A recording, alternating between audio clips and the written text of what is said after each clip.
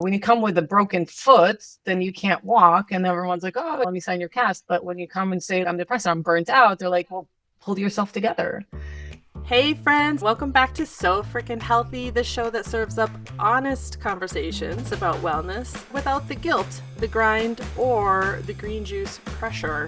I'm Megan McCrory, a health coach, a chemical engineer, and the official scientist co-host here on the show. And I'm Donna Levy-Hoffman. I'm a health coach, a functional medicine nerd, and a lover of everything avocado and deep chats. I am the official hippie. Today's episode is one we've been really looking forward to because we are talking about something that so many women go through but don't always feel safe saying out loud: burnout. And specifically what it looks like to return to work after you've hit that burnout wall. Yeah, and I'm not going to lie, this one hits close to home. I've recently been going through my own experience with burnout, and while I'll share more about it in an upcoming episode, today I get to be in the passenger seat. So I'll be asking a lot of questions, nodding in solidarity, and probably saying same a lot. Today, we are joined by the amazing Karina Schneider. Karina is an HR expert, mental health first aid instructor, and the host of her brand new podcast, Back After Burnout, which is launching July 15th, 2025. Karina has not only worked on the inside of corporate systems for years, but she's also seen the impact of burnout in others, as well as having navigated her own personal burnout journey. And now she helps career professionals, especially those on stress leave, to create a clear and compassionate roadmap back to work that doesn't land them back where they started. Karina is super grounded. She's practical and real about this stuff. And I think you're going to love this conversation. Whether you're back at work and barely holding it together or still trying to figure out what recovery even means, this one is for you. Hello, Karina, and welcome to the show. Hi, Megan. Hi, Dana. Thank you for having me. I'm really excited for the conversation we're going to have today. Yes, me too. And burnout is something we're learning as we chatted about this, means, or let's say is more aware in different parts of the world. We're all in Switzerland. And when someone says they're in burnout here, we all kind of know what that means. Mm-hmm. However, I'm from the US. Donna lived a portion of her life in the US. And that word burnout might not mean to the American folks what it means to the Europeans. So basically, I think before we get into anything else, let's take a look at understanding what burnout is. And is someone just burned out or am I just super tired? Like what is the difference? And maybe you could start there. For sure. And I think it's a really great place to start to get some common understanding around burnout. I mean, there has been quite some research around burnout since the 70s. So while it might feel like it's been part of our day-to-day conversations in the last couple of years, it's not new. But yes, you're right, Megan, that in the way that burnout has been talked about, we often hear in casual conversations, I feel burnt out. But then if you really ask the questions, it might mean that the person is just going through a particularly stressful time or feeling particularly tired based on recent events. So I think just being able to understand when is it something you need to go see a doctor for versus what is a human normal experience is really important. I think what's also maybe helpful to understand is that burnout is not a diagnosed condition. So people who have been through burnout might have gone to their doctors, they might have gotten their sick certificates, but it's not diagnosed as such. I know in my case, it was chronic stress. I had weeks and months off work, but you don't see that as a diagnosed condition. And that's probably why people tend to use it in many different contexts. And then we can dive deeper in terms of what's really different between just feeling tired and stressed to knowing that this is actually burnout. Not sure if that makes sense to start with. Yeah, it does. I was going to ask also, do you think that burnout is actually officially also a spectrum? Absolutely. I would, in my experience and also based on the research I've done, it's not like I'm burnt out today and I wasn't yesterday, or that I've gone through a week and I developed burnout. It's actually a process and a cycle that people go through, and people will catch it at different points in time. So I've heard individuals talk about their burnout as a moment of collapse, for instance. And I've heard others talk about burnout as I've just had really bad sleep and feeling really fatigued and I'm having digestive issues, and they're able to call it earlier, but both could be representing burnout. It's just where in the process or in the cycle we were able to catch Mhm. it from. And ideally, we catch it earlier than later, because the later you are in your cycle of burnout, the tougher it is to bounce back. Yeah. So, Karina, you just started to talk a little bit about some of the signs and symptoms Yeah. of, like an event versus kind of like like an acute event versus like a chronic period of time. Could you go into some more of, and I also find it interesting, sorry. Yeah, now I'm not going to finish my sentences because I have ADHD and I've already finished it in my head. I have like 15 things to ask you all at once. So, the first thing, let me go back. One question at a time. So, yes. So, Karina, you just started talking about some of the signs and symptoms, and you Yeah. also said that it's not like a recognized medical condition, burnout, as we say with air quotes. Is it treated like a physical ailment, mental health ailment? Is it a combined thing? Where does it fall between when you're talking to a physician? Yeah, great question. And I think this is where we wonder when we look at the data how much burnout is correctly reported or not, right? If it's even reported. So, because the presenting symptoms will pretty much determine how a doctor would approach your recovery process. What I would say why this is really largely considered a mental health concern with physical aspects to it, and that differentiates it from just normal stress or tiredness, is there's a lot of emotional detachment and potentially even early signs of depressive symptoms that come with burnout. People even would say burnout is a crisis of identity and meaning. As much as it starts from Mm. chronic stress, a lot of people who burn out talk about a misalignment with their values or not really knowing who they are anymore when they go through significant life transitions. And yes, we're stressed because there are more demands on us. There's a lot of things we need to do and we feel we need to accomplish. And yet there's a crisis going on internally as well. And so most people who experience burnout will end up wanting to speak to a therapist or a counselor or a psychologist. But we, of course, in the Swiss system, we always start with our general practitioners who might also look at some of the physical symptoms and also address that. So, my guidance to people who ask me, well, what do I tell my doctors? Tell them everything. Tell them the physical, tell them the emotional, tell them the mood, if there's any changes in your mood, because the more holistic you can approach your recovery, the higher the chances that you feel better over time and your recovery is actually faster and you don't relapse. I think there's a lot of different ways that people experience burnout. And so there's not one single checklist you can go through and that it's the same Mhm. for everyone, right? And so I think the more clear and specific we are about how we're experiencing it, the higher the chances we get the help we really need. Hmm. It's interesting because I also realized for myself that my latest burnout, which has been going on for a few years now, Few years. unfortunately, Yeah. is not the first. And I Yeah. never categorized it as such because I also suffer from depression. So Yeah. things usually are connected to depression for me.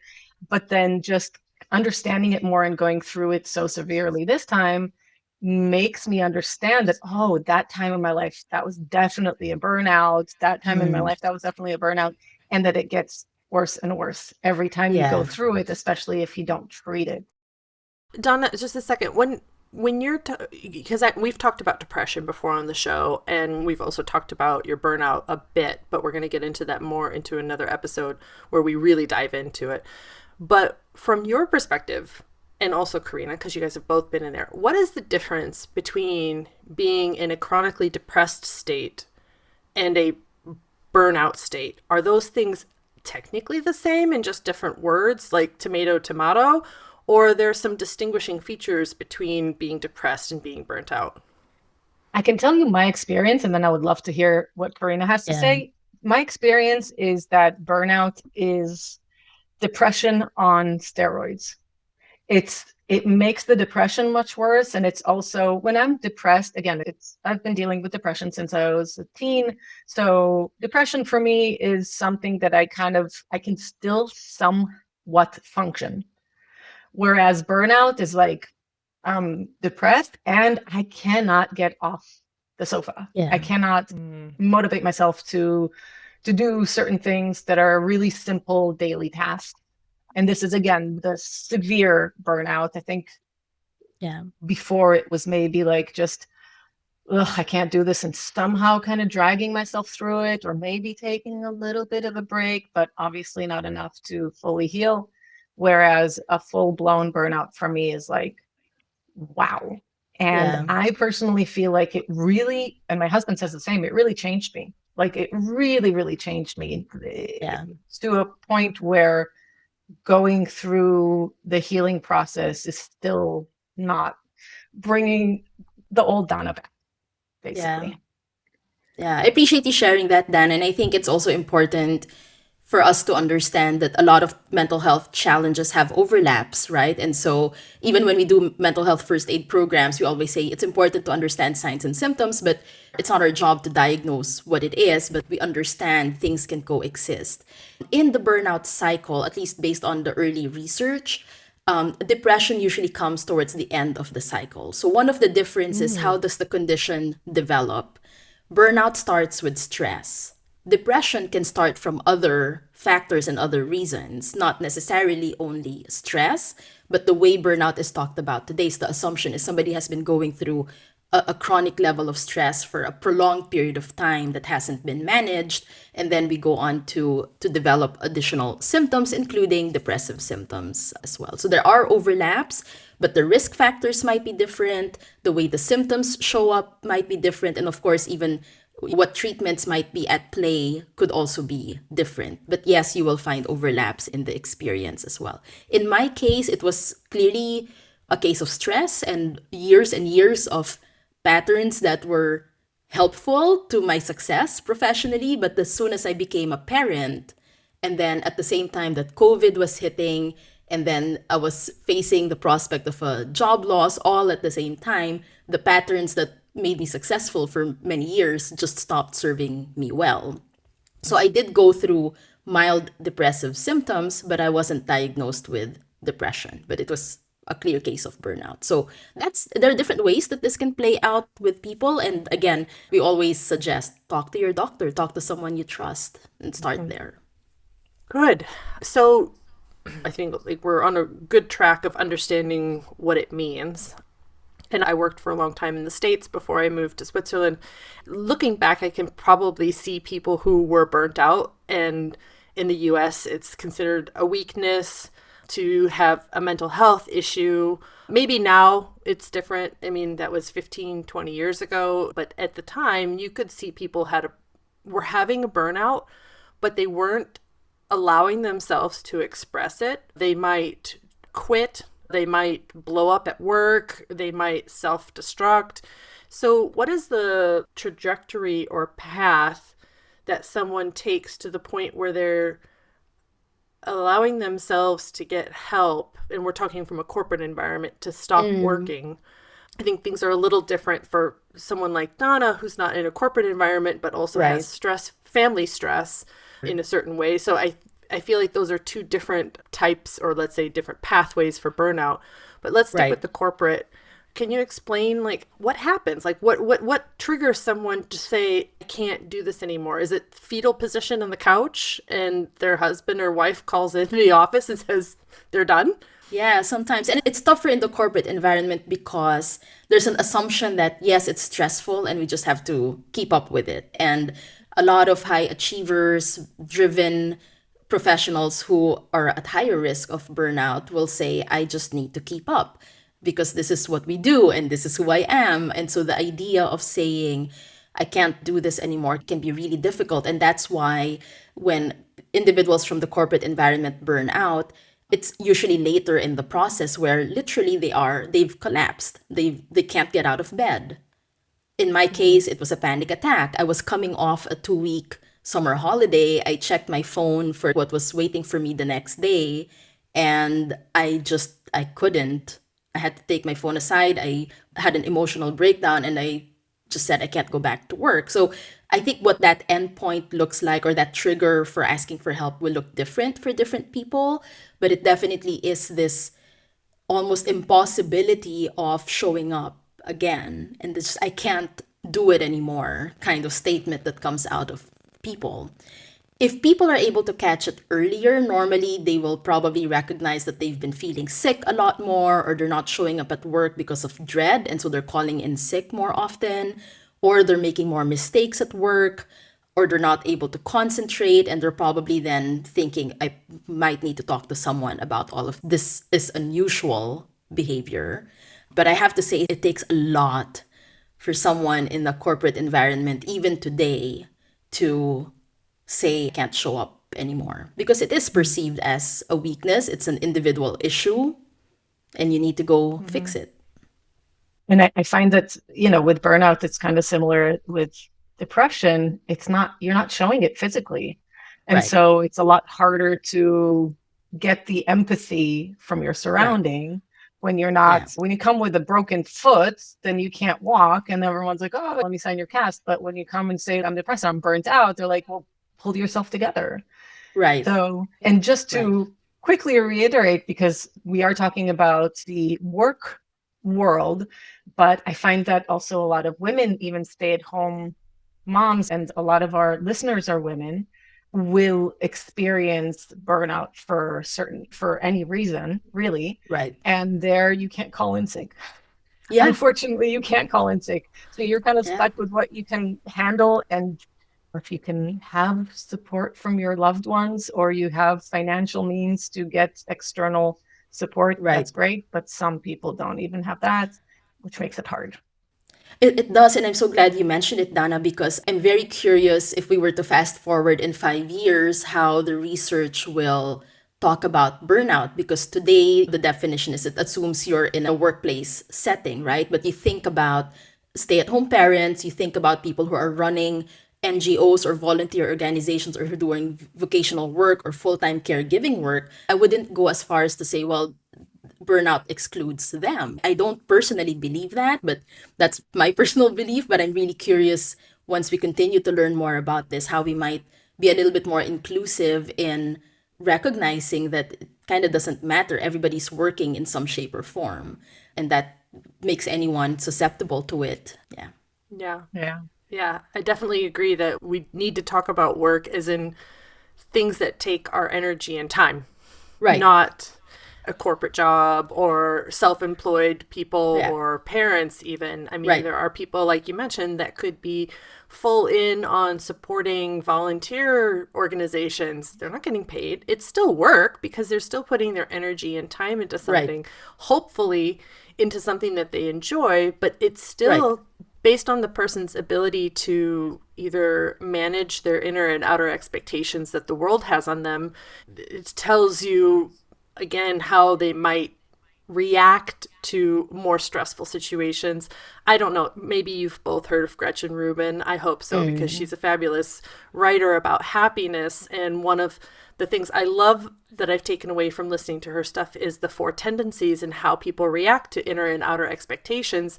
And she clearly talks about the people who always meet outer expectations before inner expectations. And the word now is escaping me. It starts with an O, obliger.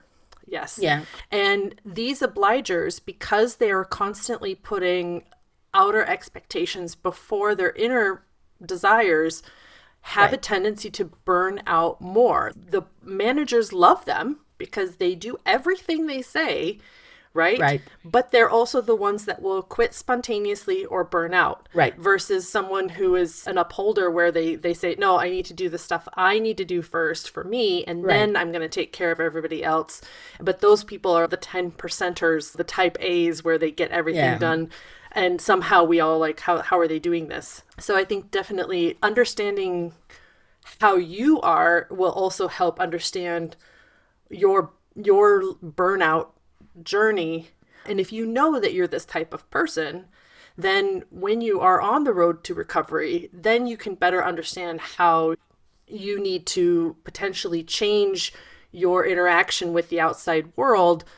You know, we always say, stop saying yes to everything. Say no every once in a while. But it's very hard for people who are obligers to do that unless they know that that is their normal go-to, and that is part of the thing that's bringing them to a burnout state. Yeah, Yeah. absolutely. Yeah. I think you hit it, Megan. And this is why, going back to the earlier question we had about where does this fall in the spectrum of physical condition and mental health condition, while a lot of the triggers of burnout start with stress, it is in the end an opportunity to revisit who we want to be and how we want to show up and how we want to interact with the environment around us. So it's very much also an opportunity for an identity transformation. And that's what I've seen in the work that I've done, that this is not just about setting better boundaries. It's going back to who do I want to be and what's the type of life I actually want to live from now on. Yeah. Which is sometimes not easy to bring yourself to do while you're in burnout. We've talked now about burnout, and hopefully this conversation will help some people realize that they've been in burnout or has had a burnout in the past.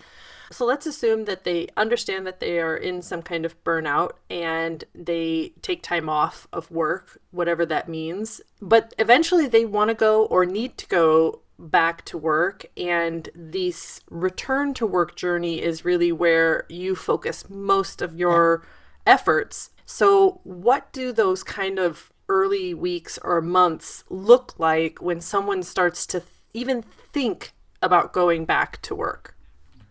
Yeah, it's a great question. And some people will be on absence and will not stop thinking about work because it's loaded with guilt of being away, guilt of work not being done. So this is whether you're self-employed or employed, right? There's work that needs to be done and you feel guilty for not being able to keep up, fear of losing your job. Like we know of people who just get terminated because they've been on extended sick leave.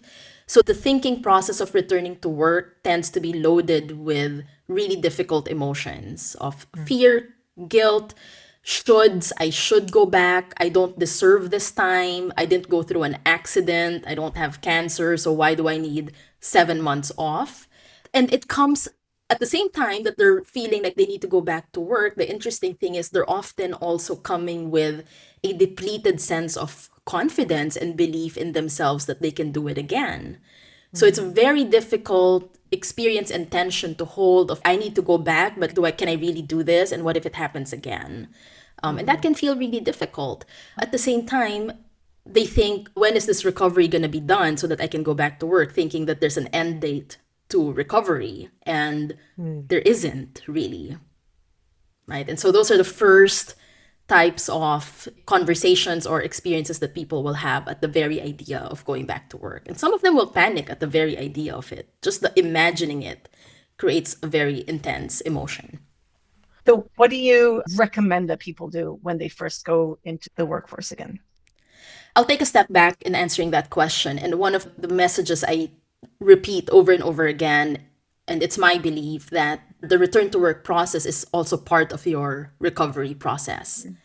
So there's an overlap, and I think it should be an overlap because work is important to our identity. You can't fully separate recovery from work. If you think of physiotherapy after maybe hurting a limb of yours, you start walking even if you're not fully healed, right? You have to rebuild those muscles, and it needs to be done in a safe, supported way. It has to be intentional. So I think of return to work the same way, assuming, of course, if you're employed, you have a supportive work environment that will allow for that overlap to happen.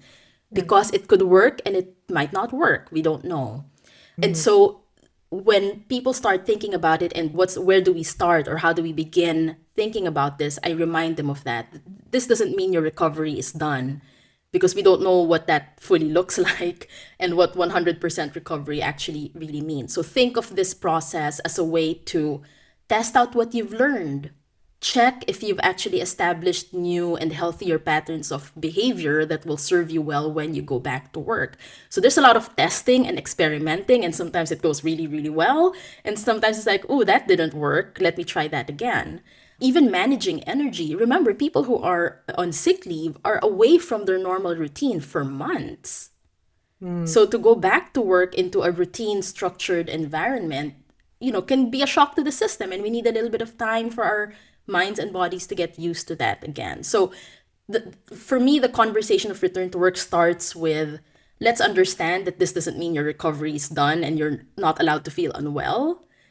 And what are the conditions that need to exist so that this becomes a successful transition. And then we look at other strategies that we can run through as well. But I think that the thinking has to start from there too. Okay. So it sounds like we kind of skipped on an important step, which maybe we won't go too detailed into, but there is, of course, from the moment that we're, let's say, diagnosed or understand that we have burnout to the moment that we go back to work, there's also this process of working with psychiatrist, psychologist, burnout expert, something that can help you to build up these tools that can help you to go back into the life and workforce and everything like that. Absolutely. And I think going back to something that we already said earlier, like understanding where your burnout came from and answering the question for yourself, well, what's going to be different this time around? And when you have an understanding of that, then it's easier to think of the tactics and the strategies to do it. But if we can't answer the question of what's going to be different this time, I would dare say take a bit more time. And maybe that's still some work that needs to be done before going back in there. Understandably, though, if you're self-employed or if you're not paid, I mean, it's harder, of course, to take the time. But I'd like to believe that there are ways to make sure we honor that recovery process and also start to get productive again in a way that feels safe and healthy. So good. Yeah. I opened the whole episode with, this is something we just don't talk about very often. I mean, I've known 3 or 4 women that have had burnout, and each one kind of approached this a different way. And I know, again, we're kind of going backwards a little bit, but like when you're in a corporate environment, you're not necessarily thinking about the ramifications of your career when you're in a state like this. However, I know people who have basically just quit without talking to a lawyer first or anything else, which then adds further stress because now they've put themselves into a financial pickle. So I guess for those of us who know someone, or I mean, just so we all get the general knowledge, and this will be, of course, different across different countries, what's the proper way for someone to go first to their, like, what's their steps that they need to take? Do they go to the doctor first, then get the diagnosis, and then go to their lawyer and say, how do I do that? I mean, it feels very much like you're almost attacking the company. That's how I would feel. Like, here, the company has put me in this position, and now here I'm going to go on sick leave for an indefinite period of time. And by the way, you need to pay for it. And of course, the company is always thinking in their best interests, not your best interests. The company is protecting themselves financially. So could you walk through a little bit of that? Yeah, I think we have to differentiate what might be a case because of a highly toxic environment, and the definition of that can vary, so that's relative, versus it was a difficult time and it's always a combination of factors, right? For me, it's really hard to say burnout is either the company's fault or the individual's fault. It's the interaction of experiences and patterns that create the possibility of somebody developing burnout or other mental health conditions. So my advice always to employees is understand your employment contract and your absence policies. We never do because we never think we need them, right? But at some point we will. So understand what you're entitled to because you're entitled to it by contract.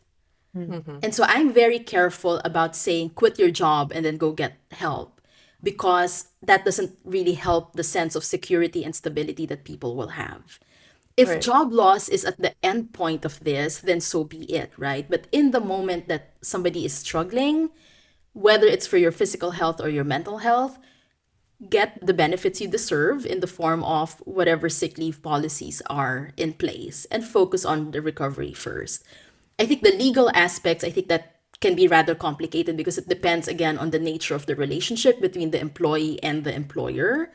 Most cases I've dealt with, we never needed to get legalities involved because you kind of figure out either you're back in your employer and you're okay with it, or you find a way to exit with grace and without burning bridges, right? But the legalities might come through if a person has felt unfairly treated, if they feel like they've been discriminated and harassed, and that opens up a whole other conversation, right? But I would say if you're working in an environment that has sick leave policies, understand that, use it because you're entitled to use it, and then work from there. And then you'll be accompanied by doctors and other professionals who can then help navigate the next steps from there. Right. Exactly. No, but that sets us up then for the next section where we want to talk about how you set boundaries and how you do advocate for yourself. So again, now skipping again forward a little bit, the person has now had that time to work through the burnout, whatever that means in each case, and they're going back to work. So how do they renegotiate what the expectations are when they go back to work without feeling like their performance review is going to be affected, that they're letting their teammates down because they can only come back 50%, all of those aspects? How do they negotiate that with their selves and also with their managers? I think you use the keyword, which is self, because before you can negotiate effectively with others, you need to be clear about the story you are telling yourself about your return to work. So if you're going in thinking, I've been away too long, now my teammates are mad at me because I left work over and I need to prove myself again, it's going to be really, really hard. And so I always would recommend sit with yourself and the story you tell yourself about your return to work and what you're allowing yourself to ask for, and feel good in that, hey, anybody can have this experience and this is my experience, and I'm allowing myself the opportunity to easily go back to work. And so some of the things that we could negotiate, whether, and I say the same whether you're self-employed or employed, is how much time are you willing to put into work? Like the assumption of having to go back, if you are working 100% and you go back immediately 100%, might not work. I can't generalize, but it usually doesn't work. So thinking about, well, how much time am I willing to give myself? How much flexibility am I willing to give myself? What are the things I want to do? And what are the things I'm going to park for now and say, I can't do it? And the more clear we are with ourselves, the easier it is to then have the conversation with the manager. And the way I encourage people to think about the conversation with their manager is, this is not me versus you conversation. This is a conversation of mutual benefit. So we both want this job done. I want to get this job done. You want me to come back, but what are the conditions for it to work? Yeah. And again, assuming there's a supportive environment that allows for such a conversation to happen, then we can think about the pacing, what's the percentage, what's the work, and then how do we regularly check in every month or so to see, okay, are we ready to increase and build that back up again? What often helps the individuals is that they often have the support of their doctors and their healthcare professionals to say, yes, we can confirm that we recommend this person come back at this capacity or to avoid such types of tasks, right? So they're not on their own doing this, but the story they tell themselves will make the difference between how much they can advocate for themselves or not. Yeah. And I don't know if you noticed this, but I realize with quite a few of my clients, there's this slippery slope of staying, maybe even trying to avoid burnout by cutting down on percentage at work or coming back in a certain capacity. And I find that with some companies, not generalizing, but with some companies, you will then get paid less and work less hours, but the expectation of the workload is going to stay the same. Yeah. And so I love that you said, not only do we need to discuss how much percent-wise do I come back to work, but also what is the workload that I'm taking on? Because I think that is super important. There's too many people out there going back 50% and are still expected 100%, but they're not getting paid for the work that they've done.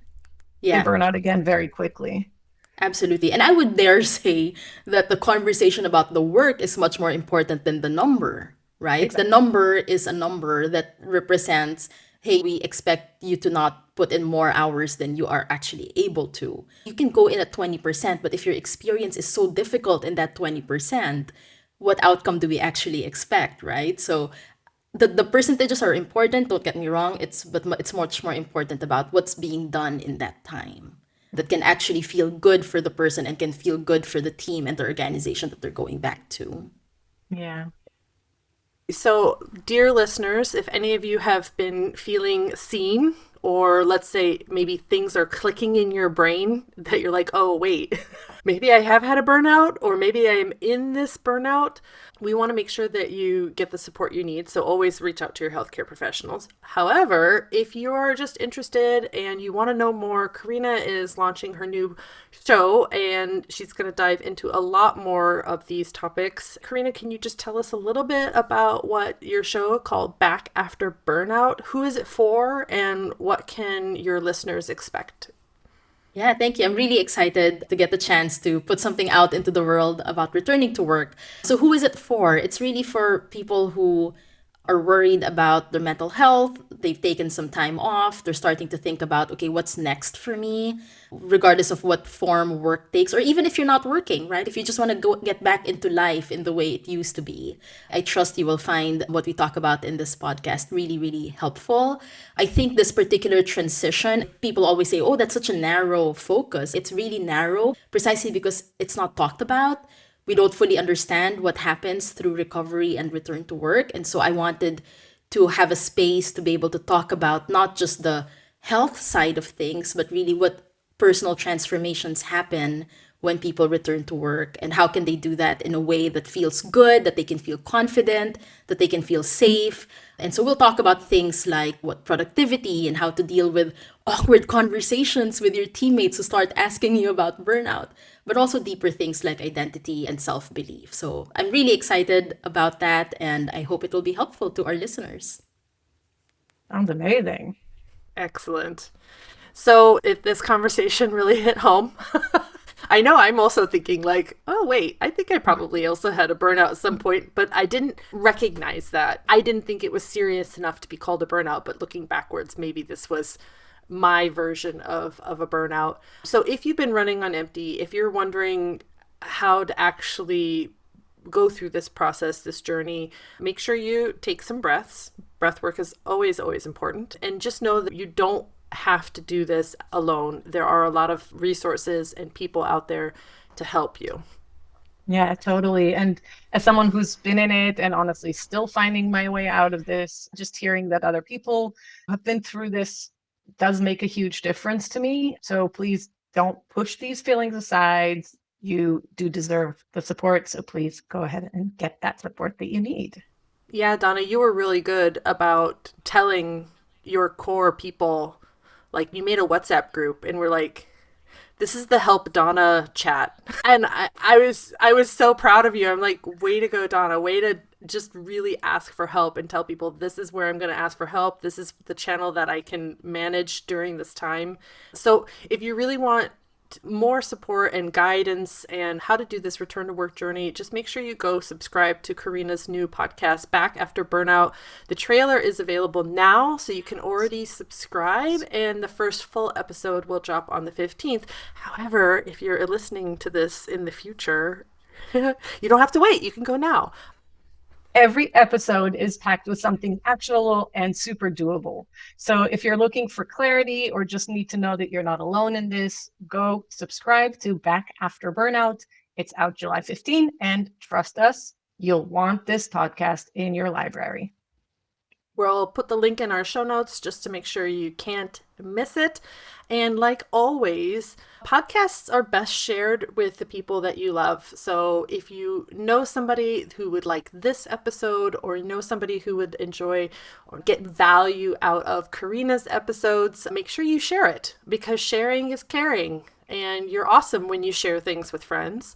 And Karina, we just want to thank you again for being here today. Your conversation was so insightful. We can feel the compassion that you have for your people and clients, and just this in general, like you said, this very niche topic. I can feel that you're very compassionate and caring about this type of position that people are in. And the fact that you've had a lot of practical wisdom is exactly what people need in this type of topic, which is just not talked about. Yeah, thank you so much. It means a lot to me, and I'm very grateful for the chance that we could talk about this today. Yeah, seriously. Also wanted to thank you. My neck hurts from nodding all the time. So yeah, I know that a lot of listeners are going to feel seen and supported, but by what you have shared with us today. Thanks so much. And as always, thank you for spending time with us here on the So Frickin' Healthy podcast. Whether you're navigating burnout or just figuring out what healthy looks like for you, we're so glad that you joined us. We'll see you next time with the same awesome vibe that we give you, but with a new topic. So take care of yourself. Bye, everyone. Bye.